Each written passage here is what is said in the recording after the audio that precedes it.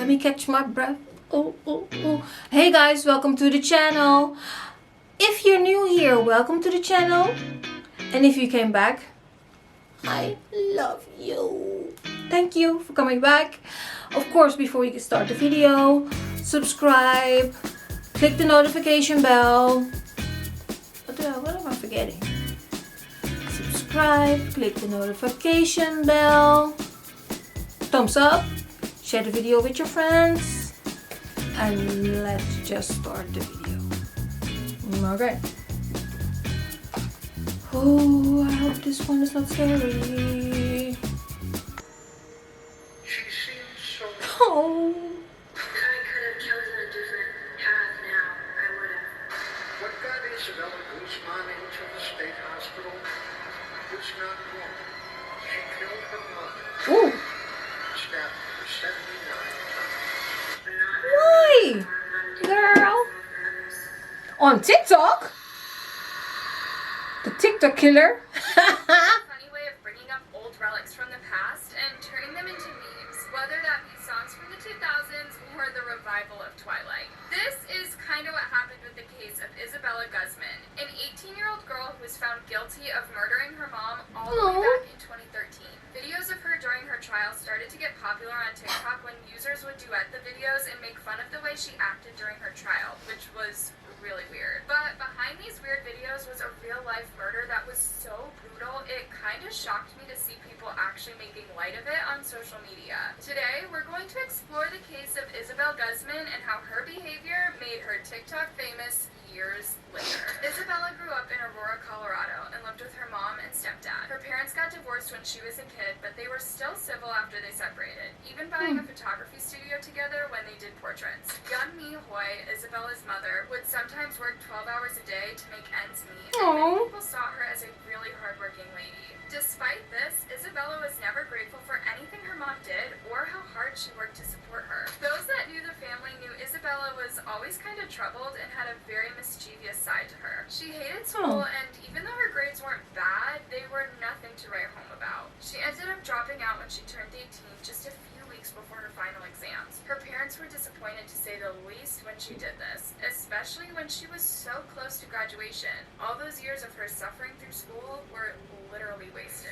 Isabella's behavior only got worse when her mom remarried to a man called Ryan Hoy. Isabella resented her mom for replacing her dad, and her behavior towards her mom became so awful that she was sent to live with her dad, Robert Guzman. She ended up moving back in with her mom and Ryan, but they continued to have a bad relationship. In the weeks leading up to the murder, Isabella's disrespect towards her mom got really bad until one day, everything exploded. During a bad fight, Isabella yelled and spit in her mom's face.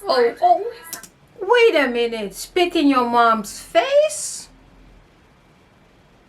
My mom would beat my ass. Oh, that's so rude. That's sad.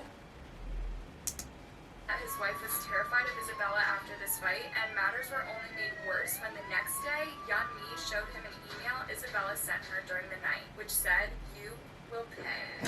With everything Isabella was doing and her escalating violence towards her mom, they made the decision to call the cops. The cops came to check on the family and spoke to both Isabella and her mom. They warned Isabella that now she was 18, her mom and stepdad could legally kick her out of the house and make her homeless, which would be a good reason for her to fix her behavior. Isabella didn't have much to say to the cops, and after they left, she went up to her room and stayed there all night. You may be thinking that this girl sounds like a total nightmare to have in your house, and I agree. Living with Isabella and her behavior sounds exhausting, but according to Isabella, there was more to the story. Yeon-mi and Ryan were both Jehovah's Witnesses, a branch of Christianity Oh, hell no. very strict and doesn't celebrate any holidays, including Christmas. I would go crazy too. These people are, no.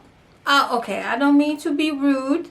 My personal experience has been that the Jehovah Witnesses, when they come to your door, a few times I've had this guy tell me like, "No, you're gonna listen to me." And he had this book all up in my face. "You better read this, girl. You better read this. This book. You better read it." And he would not go away, but let's continue. Or birthday.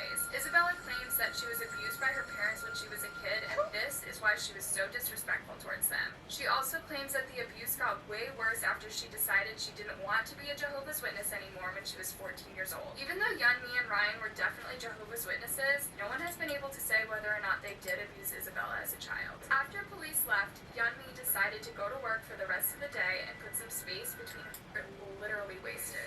Isabella's behavior only got worse when her mom remarried to a man called Ryan Hoy. Isabella resented her mom for replacing her dad, and her behavior towards her mom became so awful that she was sent literally wasted.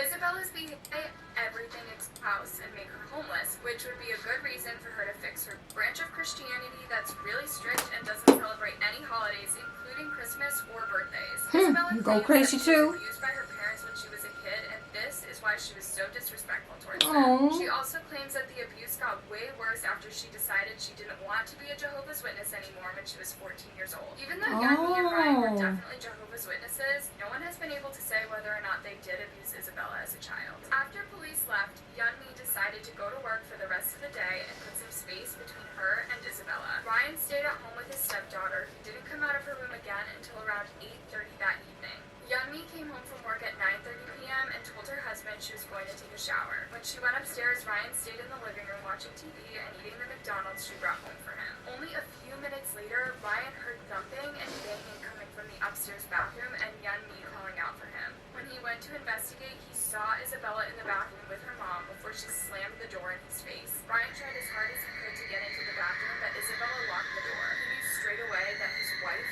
was in danger. He ran to get his cell phone and called the cops. When he went back upstairs, a pool of blood was leaking out from under the bathroom door. Ooh. Yeonmi had stopped screaming, and he heard her last words, Jehovah, which is their name for God. What happened next sounds like something straight out of a horror movie. Isabella opened the bathroom door. She was holding a knife and covered in blood. She calmly walked past Ryan as if he wasn't even there and left the house. It was clear that Yeonmi was dead when Ryan got into the bathroom, but he still tried to perform CPR until the emergency services arrived. Yeonmi was pronounced dead at the scene, Aw. but she'd been stabbed a total of 79 times all over her face and neck. There was also a Oh baseball bat my in the God. bathroom, and it looked like Isabella had beaten her mom with it before or after she stabbed her. By the time the cops and paramedics arrived, Isabella was nowhere to be found, which worried Wow. everybody since she left the house with the knife she just used to murder her mom with. They tried to find her by tracking her cell phone, but this didn't work out since her phone was turned off. Luckily, Isabella was found in a parking garage the next day and arrested after someone saw her there and tipped them off. Isabella was charged with first-degree murder, and because she was 18, she was tried as an adult. This meant she could be given the death penalty. However,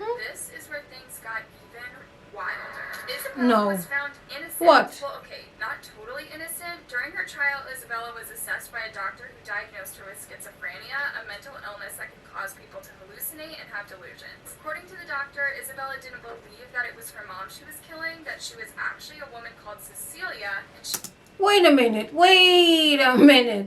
A woman, Cecilia?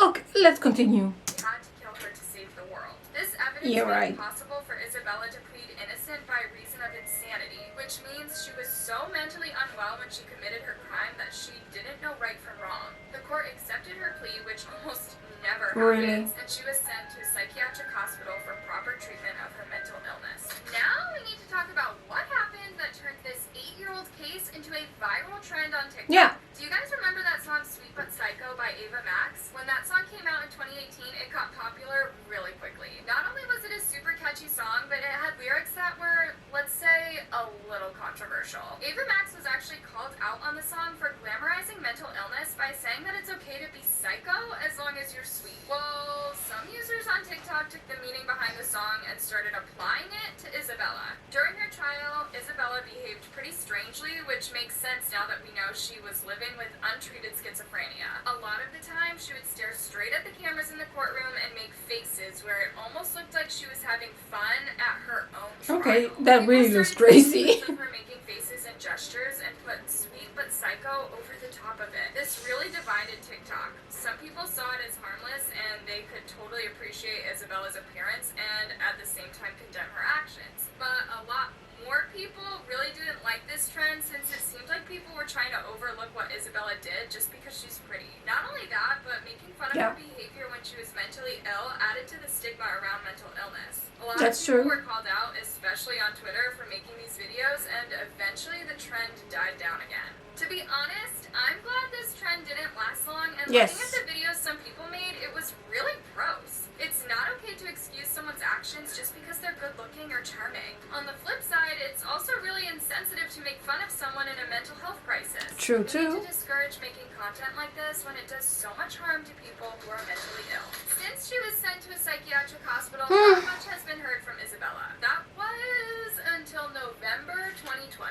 Isabella did an interview for the first time since she was sentenced and said she feels ready to rejoin society. She claims that she is Don't no know. longer mentally ill after years of treatment and medication.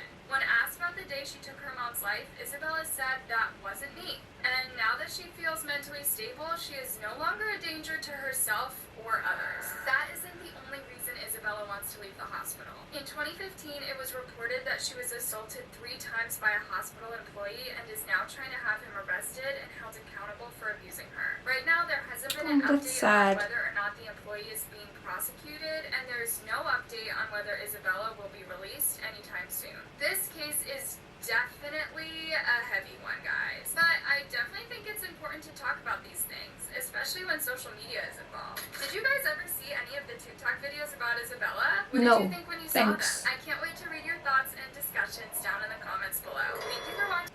Okay, well, disturbing. Yeah. It's sad in the end that she was ill and she didn't get the treatment she needed to have. Maybe then this wouldn't have happened, but you can never say that, of course.